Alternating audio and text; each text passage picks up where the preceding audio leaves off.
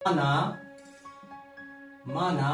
जो हमारा त्रिघात बहुपद दिया हुआ है, क्या दिया हुआ है, ax cube plus bx square plus cx plus dk। तीन शून्यक है। कितने शून्यक है? तीन शून्यक हैं।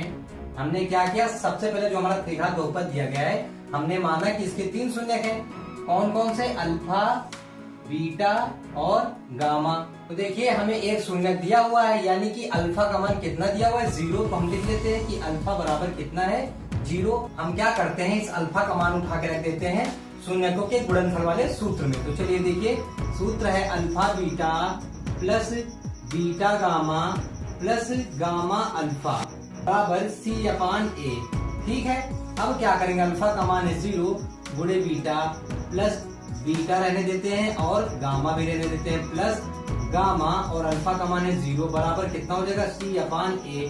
चलिए देखिए, बीटा की गुणा 0 में करेंगे तो हो जाएगा 0, फिर प्लस लगा देंगे और बीटा और गामा का मान तो हमें पता नहीं तो ऐसे लिख देते हैं, फिर प्लस और गामा और 0 की गुणा कराएंगे तो क्या आ जाएगा, 0 बराबर C/A। चलिए देखिए, ये 0 से हमें कोई लेना देना नहीं, बचा हमारा बीटा गामा बराबर C/A। देखिए हमने इसके तीन शून्यक माने थे, तो अल्फा का मान था 0 तो हमने रख दिया अल्फा बराबर 0। हमें बीटा और गामा का गुणनफल निकालना था, तो देखिए अन्य दो शून्यकों का गुणनफल यानी बीटा और गामा का गुणनफल, तो क्या निकल के आ गया, बीटा गामा बराबर C/A। यही है हमारा आंसर और ऑप्शन हो जाएगा दूसरा, तो दूसरा ऑप्शन हमारा हो जाएगा करेक्ट।